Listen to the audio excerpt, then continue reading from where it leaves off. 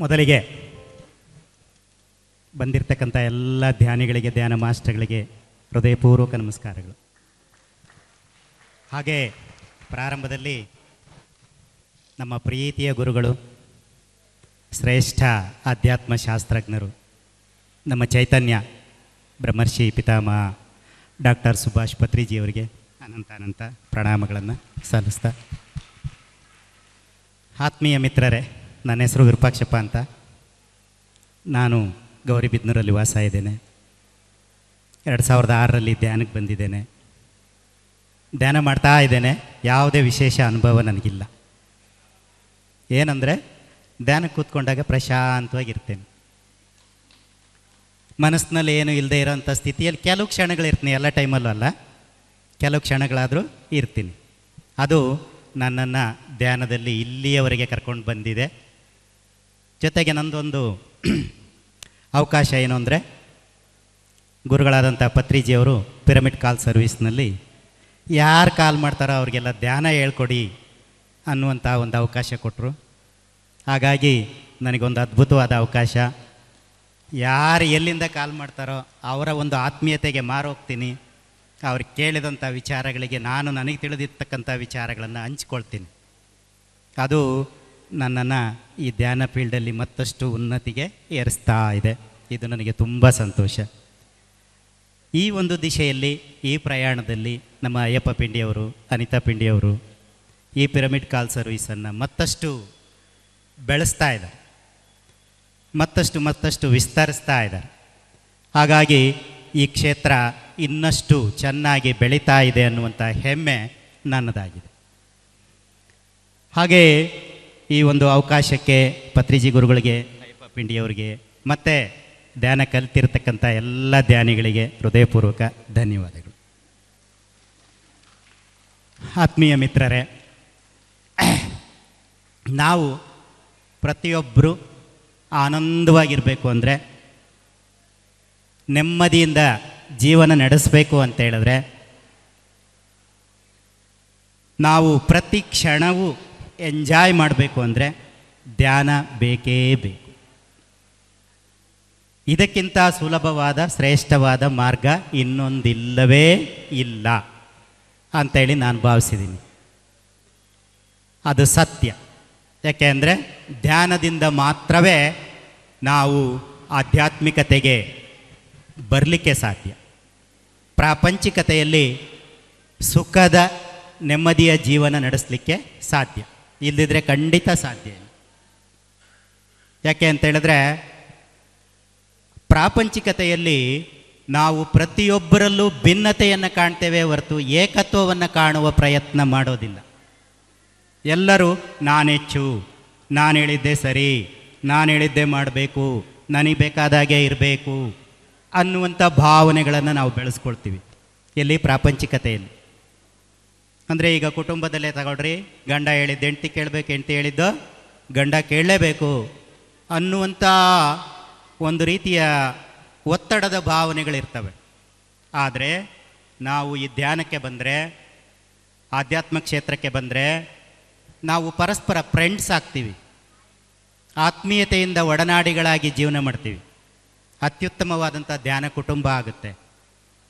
ಮನೆ ಸುಂದರವಾದಂತಹ ಆಲಯ ಆಗುತ್ತೆ, ದೇವಸ್ಥಾನ ಆಗುತ್ತೆ. ಆ ಮನೆಯಲ್ಲಿರ್ತಕ್ಕಂಥ ನಾವುಗಳೆಲ್ಲ ಆತ್ಮಬಂಧುಗಳಾಗಿ ದೈವತ್ವದ ಸ್ಥಿತಿಗೆ ಇರ್ತೀವಿ. ಇದು ಧ್ಯಾನದ ಮಹಿಮೆ. ಇದು ನಮಗೆ ಸಿಗಬೇಕು ಅಂದರೆ ನಮ್ಮ ಮನಸ್ಸು, ಬುದ್ಧಿ, ಆತ್ಮ ಮತ್ತು ಚಿತ್ತ, ಅಹಂಕಾರ ಇವುಗಳನ್ನು ಸರಿಪಡಿಸ್ಕೋಬೇಕು. ಇದಿಷ್ಟೇ ಸಂದೇಶ ಪತ್ರಿಜಿಯವರು ಕೊಟ್ಟಿರೋದು. ನಮ್ಮ ಮನಸ್ಸು ಸಂಕಲ್ಪ ವಿಕಲ್ಪಗಳಿಗೆ ದಾರಿ ಮಾಡಿಕೊಡುತ್ತೆ. ಅನವಶ್ಯಕವಾದಂಥ ಆಲೋಚನೆಗಳು, ಆಸೆ ಆಕಾಂಕ್ಷೆಗಳು ಇವುಗಳನ್ನೆಲ್ಲ ಹೆಚ್ಚು ಮಾಡ್ತಾ ಹೋಗುತ್ತೆ. ಅಂಥವುಗಳನ್ನು, ಸಂಕಲ್ಪ ವಿಕಲ್ಪಗಳನ್ನು ಸರಿ ಮಾಡಿಕೊಂಡು ನಮ್ಮ ಜೀವನದಲ್ಲಿ ಸರಿಯಾದ ಮಾರ್ಗದಲ್ಲಿ ನಡೆದಿದ್ದೇ ಆದರೆ, ಮನಸ್ಸನ್ನು ಸರಿಪಡಿಸ್ಕೊಂಡಿದ್ದೇ ಆದರೆ, ಮನಸ್ಸನ್ನು ಶಾಂತವಾಗಿ ಇಟ್ಕೊಂಡಿದ್ದೇ ಆದರೆ ನಾವು ಖಂಡಿತ ಜೀವನದಲ್ಲಿ ಉನ್ನತಿಯನ್ನು ಸಾಧಿಸ್ತೀವಿ. ಯಾಕೆ ಅಂದರೆ ಒಂದೇ ಹೇಳಿಕೆ, ನಮ್ಮ ಮನಸ್ಸೇ ನಮ್ಮ ಏಳಿಗೆಗೂ ಕಾರಣ, ನಮ್ಮ ಅವನತಿಗೂ ಕಾರಣ. ಅದನ್ನು ಸರಿಪಡಿಸ್ಕೊಳ್ಳೋದೇ ನಮ್ಮ ಜೀವನದ ಗುರಿ ಆಗಬೇಕು.